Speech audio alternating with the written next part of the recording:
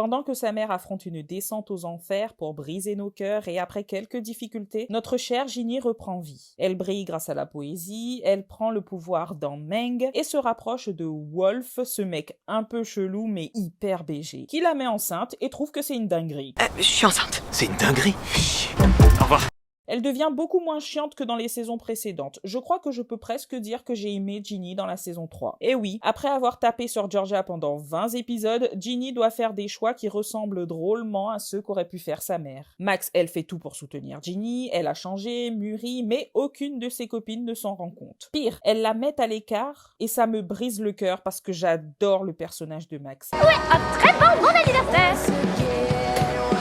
Sa vulnérabilité est vraiment touchante. Heureusement, elle connaît l'amour, enfin, sans le savourer, mais ce qui est cool, c'est qu'elle se rapproche de son frère. La saison est vraiment sous le signe de la maturité et de l'altruisme pour Max, ce qui la change des saisons précédentes. On a même droit à un épisode de narration par Max. Elle nous donne un aperçu de ce qui se passe dans sa tête, et clairement, c'est le bordel. J'adore. Marcus, lui, s'enfonce dans la dépression jusqu'à se pisser dessus. Mais au moins il ne perd pas l'amitié de Ginny. Bracia, elle est toujours aussi radieuse au théâtre, même si j'estime qu'à ce stade, elle mérite beaucoup mieux. Abby décide de faire une croix sur cet être démoniaque qu'est Press pour trouver de la satisfaction autrement. Nora retourne sa veste pendant un temps, puis revient vers Meng avec son mec débile là. On a Hunter et Padma. Hélène qui fait l'autruche. Samantha qui est toujours une grosse Je pensais qu'ils allaient faire un focus sur ce personnage et ses souffrances, mais peut-être qu'elle ne le mérite pas. Sophie, elle aussi, elle est toujours une connasse.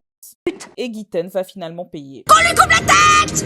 Finalement, la saison 3 de Ginny et Georgia, c'est le traitement du chaos intérieur, le début de la guérison et l'ouverture vers de nouveaux horizons. Sans surprise, j'ai adoré. Je regrette que Abby ne nous en ait pas dit plus sur ses souffrances et le pourquoi, mais j'ai trouvé cool qu'elle tende la main à Samantha, même si c'est toujours une connasse. C'est dommage qu'on n'ait pas vu Padma et Hunter plus que ça, et comme a dit une internaute avisée, trop hâte de voir la saison 4, en espérant que ce soit avant qu'Austin se soit laissé pousser la barbe. Next chapter.